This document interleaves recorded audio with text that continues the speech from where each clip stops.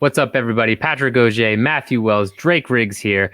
And today we're talking about ONE Championship Women's Atomweight World Grand Prix.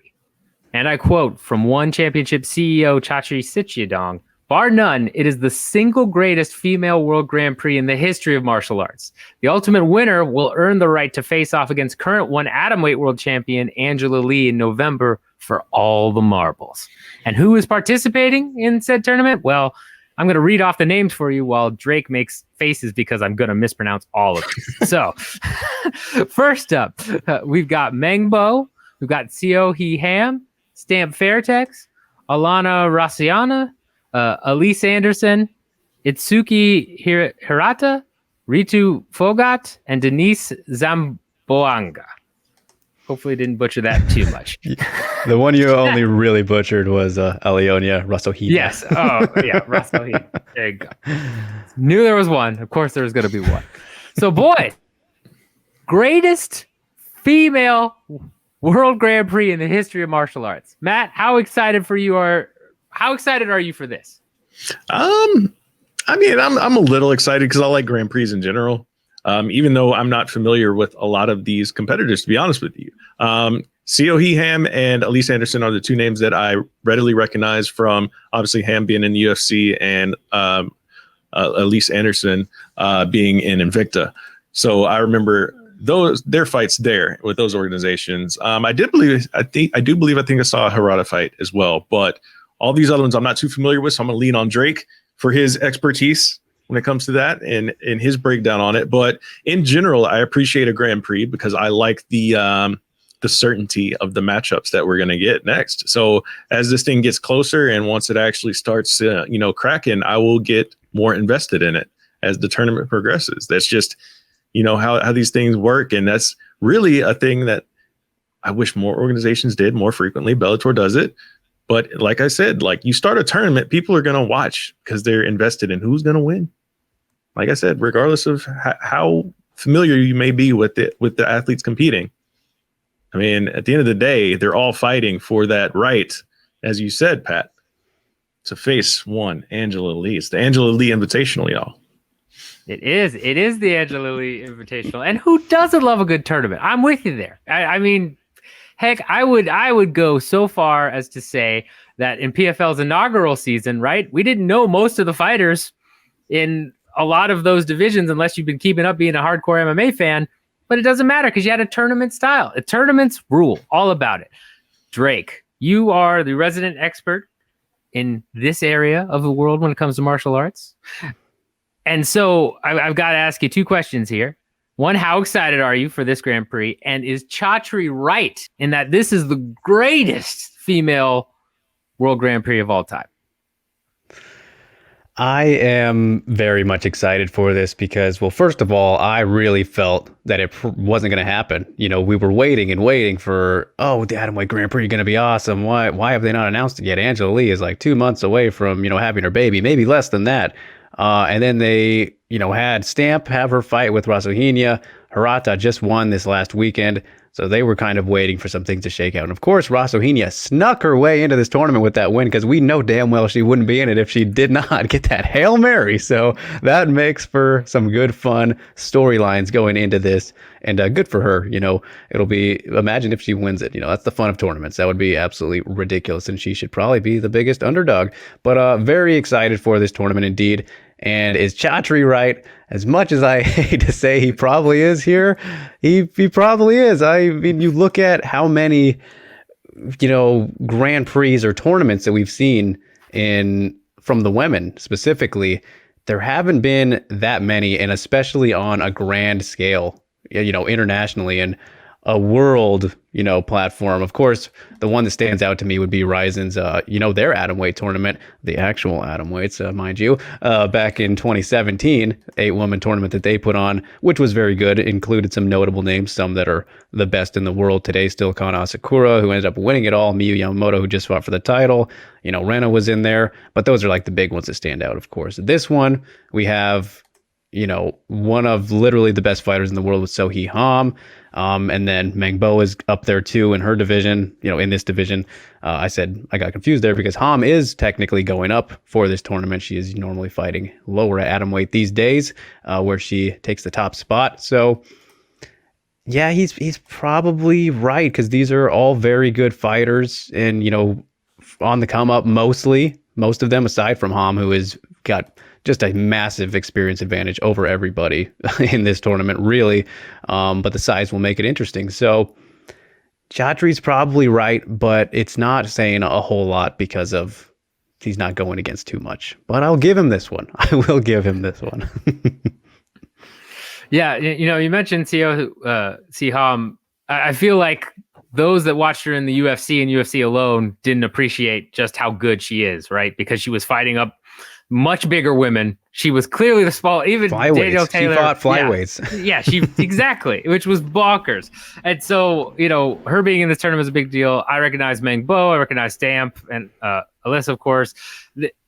When it comes to this tournament being a worldview, right? You've got a fighter from India representing Sweden, representing Japan, Korea, China. I mean, it really is a world stage for this, and I do appreciate that, right? Regardless of what you may think in terms of ONE Championship's billions of views, I really appreciate the fact that they put on a true world tournament here for the right to challenge Angela Lee. And it makes sense, again, with Angela Lee being pregnant and all that. That she can't fight in this tournament. Okay. All right, fine. Have a child. Good excuse. But I mean, one of the best excuses out there to not fight an attorney. So I get it.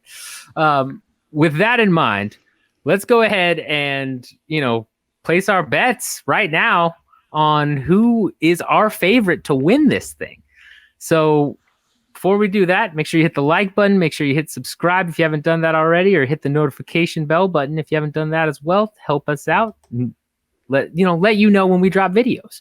Matt, I know you said this isn't exactly your realm of martial arts. You haven't watched a ton of it, but you recognize some names. Is there anyone that stands out to you as a favorite here, or who you place a wager on, even if you can't, give us the pure expertise level that Drake can, which I don't think anyone can in the world besides him, because, Drake. Who your money on in this one? I'm going to go with the super casuals, angle here, because I mean, like I said, I'm not an expert with the atom weights, but I do remember, Sohee Ham, when I watched her in the UFC, it was just like, man, I think I could see the skill there. I could see that, she is a really, really good fighter, but, like Drake said, the size issue was very apparent. And that's kind of like the thing that we've seen with, Michelle Waterson at times too. But I think that, again, with my casual outlook on this and not really knowing the entire roster here pretty well, I'm still going with what I know. So I'm going to go with Sohee Ham. And as a backup pick, I'm going to go with Alyse Anderson, because America, baby. America. I like it, man. You got to rep. In a world tourney, you got to rep your country. I respect that. Great call. Great call as the backup there. Drake, with your infinite wisdom, and mind you, this will be a very rare video where I praise you a lot. This is not what we're doing normally, just so you know. Here. Yeah. That's why you wanted to do this video. That's the only reason. Yeah, of course. When you're looking at this bracket, who are you betting on right now? So despite Matt calling it the casual pick and all that, it is the smart pick. You cannot go against Sohee Ham as the odds-on favorite in this tournament. She, as I said, significantly more experienced than everybody that is in this tournament. Well, in terms of fights, Meng Bo has the second most. She has plenty of fights. Is just a lot younger and hasn't been around as long. She's gathered her experience up in a shorter period of time. Still about 10-year career, but Sohee Ham's been fighting for a long time, fighting much more notable levels of competition, despite Meng Bo being the one to give Weili Zhang her only career loss, mind you. Sohee Ham is just looking better than ever, and she did have the hiccups in the UFC at 115 pounds. Arguably should have won more of those fights than she lost, despite being against much larger women, Beck Rawlings, Joanne Calderwood, people who are literally flyweights now. And then she did get the win over Courtney Casey, I believe was her only actual victory, another flyweight. And then since then, she's gone back to atomweight where she was before the UFC, only went up to strawweight because the UFC didn't have atomweight. She's looked even better in terms of her talent and improvements going back down to her natural home. And I think because of the fact that she has improved as a fighter, despite, going against bigger people in the UFC run, it won't matter as much now as if she would have done this tournament around that time, because she's a much better fighter. As we've seen in her current run since being in the UFC, she's looked fantastic. Really, the only person to give her anything close to trouble would be Ayaka Hamasaki, and that was So Hee-Ham's last fight where she won the Ryzen title and got redemption in their trilogy bout. So it's So Hee-Ham for me in this one, definitely. But in terms of who would be behind her, because I think So Hee-Ham should be pretty distanced. I do like Meng Bo a lot because she, I think, packs the most power out of everybody in this tournament. Hits very hard for the division. Is pretty well-rounded, good striking, and of course, improving on the ground. As for dark horses, Ritu Phogat is very young still. She's only had 4 fights since 2019, so been very active, but a very good wrestler out of India. There's a lot of these could sneak their way into like the finals, for example, but I think that the top 2 choices here for me, I lean on Sohee and Meng Bo. Of course, I should probably give some love to Zamboanga because people will get very upset if I don't, because she is 7-0 undefeated, looking phenomenal in her own right. And I believe she's ranked number 1 in the ONE rankings, so I don't want to not give her any love as well. But those are the 2 that I favor over everybody else. Sohee, pretty, different gap there. And then Meng Bo would be next. Yeah, I mean, I'm with you. Safe money here is COC or COE. Sorry, is that how I say it? COE? Yes. So Hee-Ham. So Hee-Ham. Yeah. I butchered it too. It's okay. Yeah. So safe money. Just go with it. Yeah. Hamderley. Yes. Hamderley. Yes. That is Hamderley is the safe money in this one. Yes, 100%. But you kind of took the wind out of my sails a little bit, but that's all right. I'm still rolling with it. Where for me, I'm going to go ahead and roll the dice a little bit, because I'm pretty sure if we were actually betting, I'd get some pretty good odds on Meng Bo. Because as you mentioned, she's got power. She is the only person to beat current UFC strawweight champion Weili Zhang.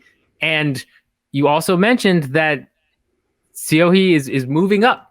Right? Technically, in terms of weight, she's going to have to fight at a bigger weight, where we've seen her have trouble in the past. Now, I think, as you mentioned, she's only gotten better since her UFC run and a more complete fighter. And I expect her, again, safe money wise, I expect her to be the odds on favorite here for good reason. But I think Meng Bo has got all the tools to pull off the slight upset, whatever this gap according to Drake is. That's the upset that I think Meng Bo can pull off, and I'm gonna go ahead and roll the dice and put my pick as Meng Bo for this tournament for right now. Let us know in the comments. Good. He's probably the biggest one too, if we're gonna go by size. Yeah, exactly. See, I got some brains. Let us know in the comments who you think is going to win the tournament. How excited are you for this greatest female Grand Prix to ever occur?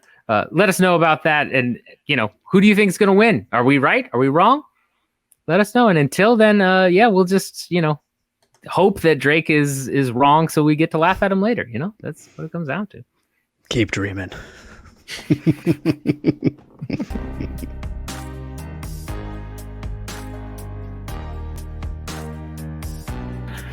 Haters, man.